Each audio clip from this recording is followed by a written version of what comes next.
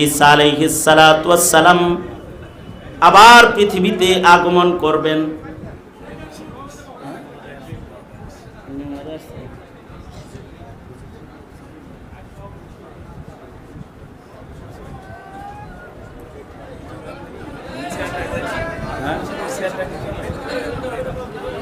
এটাই দেন।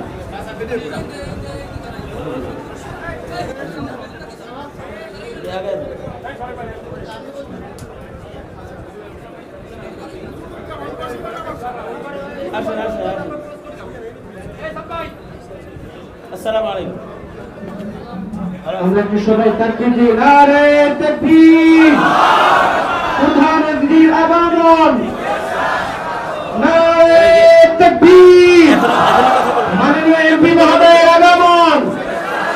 নারে তাকবীর!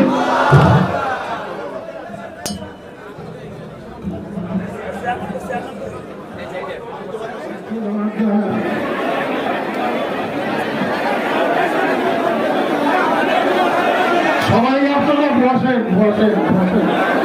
এরপরই আপনারা মোনাজাত করিয়া হুজুরের মোনাজাত করিয়া আপনারা থাকেন। সবাই বসেন।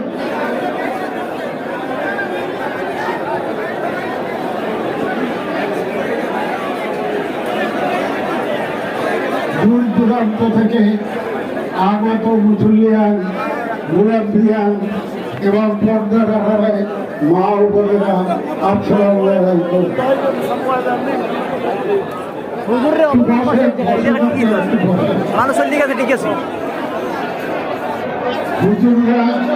তাফসীর করেন, মাহফিল করেন। আমি কমপ্লেক্স সম্বন্ধে আপনাদের কিছু জানাবো। আপনাদের একটু বসেন। আমি আসছি এজন্য আপনারা কি একটু অখুশি হয়েছেন নাকি? আমরা বসার পর দেখলাম লোকজন একটু দাঁড়াই গেলেন, বিষয় কি? আমার মনে হয় হুজুরের কথা আগে শুনতে চান, তারপর আমাদের বক্তব্য শুনতে চান, ঠিক? আমি এজন্য হুজুরকে অনুরোধ করব, আপনি আপনার বয়ান শেষ করেন, তারপর আমরা আমাদের কথা বলব। ধন্যবাদ সকলকে।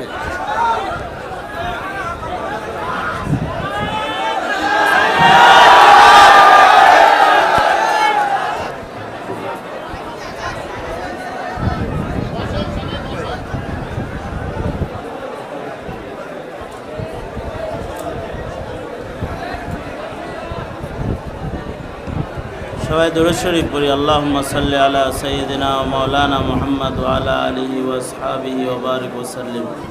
সাল্লাল্লাহু আলা সাইয়্যিদিনা ওয়া মাওলানা মুহাম্মদ ওয়া আলা আলিহি ওয়া আসহাবিহি ওয়া বারিক ওয়া সাল্লিম।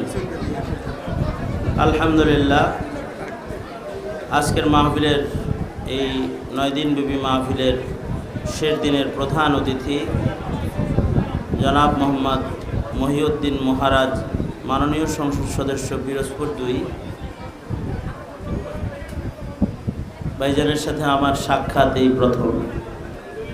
ওনার নাম শুনছি আগে, তো আজকে আসবেন এটাও জানতাম। তো উনি আসছেন। আল্লাহর রসুল সাল্লাল্লাহু আলাইহি ওয়াসাল্লাম, নবীজির কাছে যদি কোনো সম্মানী মানুষ আসতেন তো নবীজি তাদের কদর করতেন। আল্লাহর রসুল সাল্লাল্লাহু আলাইহি ওয়াসাল্লামের সুন্নাহ এটা। যেহেতু সংসদ সদস্য হিসেবে ব্যস্ততা এবং নেতৃত্বের যে বিরাট বড় একটা গুরু দায়িত্ব, এ দায়িত্বের কারণে ওনাদের হাতে সময় কম থাকে। লম্বা সময় বসে কথা বলার মতো ধৈর্য ওনাদের থাকে না। ধৈর্য থাকলেও কাজের চাপে বেরিয়ে যেতে হয়। সঙ্গত কারণে মাননীয় এমপি মহোদয় যখন এসে পড়েছেন, আপনাদের ভালোবাসার মানুষ, তাই আমি আমার আলোচনার জায়গায় ব্রেক করে ওনার সম্মান করেছি এবং ওনার আগমনের কারণে আমি আমার আলোচনাকে থামিয়ে দিয়েছি।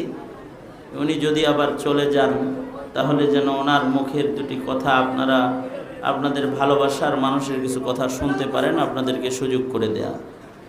পাশাপাশি আসলে আজকের দিনটা যেহেতু মাহফিলের শেষ দিন হওয়ার কারণে ম্যানেজমেন্টে যারা থাকে তাদের কিছু কথা শেষ সময়ই হয়, কিন্তু এই বিষয়টা প্রচণ্ড গরমের কারণে আপনারা বুঝাও না বোঝার ভান করছেন, কাজটা ঠিক হয় নাই। তা আপনাদেরও ধৈর্যের দরকার।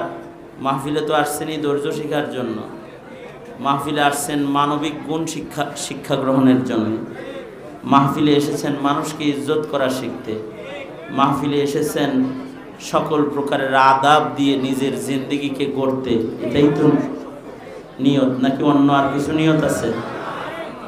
আর আমরা এসেছি, আপনারা যখন বসে যান তখন কিছু ইমানি কথা বলা আমাদের গুরু দায়িত্ব হয়। কারণ এখন সারা বাংলাদেশের এই ঘনবসতির মুসলিম দেশে সবাইকে পড়ায়া পড়ায়া ইমান শেখানো কঠিন, অতটুকুন ব্যবস্থাপনা নাই। সঙ্গত কারণে মুসলমানদেরকে ময়দানে একত্রিত পেয়ে কিছু ইমানি কথা বলে দিলে দুই চারটা কথাও কখনো কখনো তার ইমানি জিন্দিগির অনেক বড় মহাসম্বলে পরিণত হয়। তাই আমরা আসি আপনাদেরকে কিছু ইমানি কথা বলতে। আমার আজকের আগমনটা ওই রকমই। আমি আমার আলোচনার প্রায় শেষ ভাগে চলে এসেছিলাম, কারণ তফসির আপনারা 9 দিন শুনতে শুনতে ক্লান্ত এবং পরিতৃপ্ত আপনারা। আজকে আমিও অপেক্ষা করতেছিলাম যে প্রধান অতিথি আসবেন, উনি কিছু কথা বলবেন, আমি ওনাকে নিয়ে দোয়া করে দিব। আখেরি দোয়া মোনাজাতের মাধ্যমে মাহফিলটার একটা সুন্দর ইতি ঘটবে, এইটাই আমারও ইন্তজার ছিল। আপনারা দেখতেছেন আমিও তো চিকন মানুষ, তাই না? চিকন মানুষ নাকি? আমিও তো মোটা তাজা মানুষ একটু। তারপরে আমি অসুস্থ মানুষ, অপারেশনের রোগী মানুষ, আপনারা সব জানেন। তা আমি যে লম্বা করে কিছু বলবে এমন শক্তি সামর্থ্য আমার নাই, শারীরিক সুস্থতা আমার নাই। তাই আমারও এরাদা ছিল সংক্ষেপে কিছু বলবো এবং আখেরি মোনাজাতটা প্রধান অতিথি সহকারে বসে করে মাহফিলটার একটা সুন্দর ইতি ঘটানো।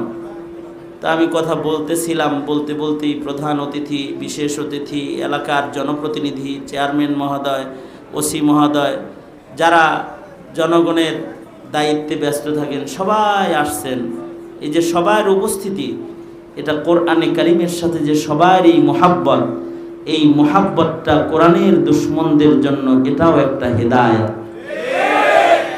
এটাও একটা হেদায়েত যে কোরআনের প্রতি সকলের শ্রদ্ধা, ভক্তি, ভালোবাসা, এই যে এটার একটা মুজাহারা, এটার একটা দেখায় দেওয়ার মতো একটা অনুষ্ঠান হলো এটা। যেই দায়িত্বটা 68 বছর ধরে এই বুড়া মানুষরা আদায় করে, আর উনি কিছু কথা বলতে লইলো আর আপনারা দাঁড়াইলেন। কাজটা ভালো করছেন, মনে মনে তওবা করে লইলেন। তা আগামীতেও এই মাহফিল হবে, 69তম মাহফিল সামনে আসতেছে। আল্লাহ বাঁচায় রাখলে আমাদের বয়ানও শুনতে পারবেন।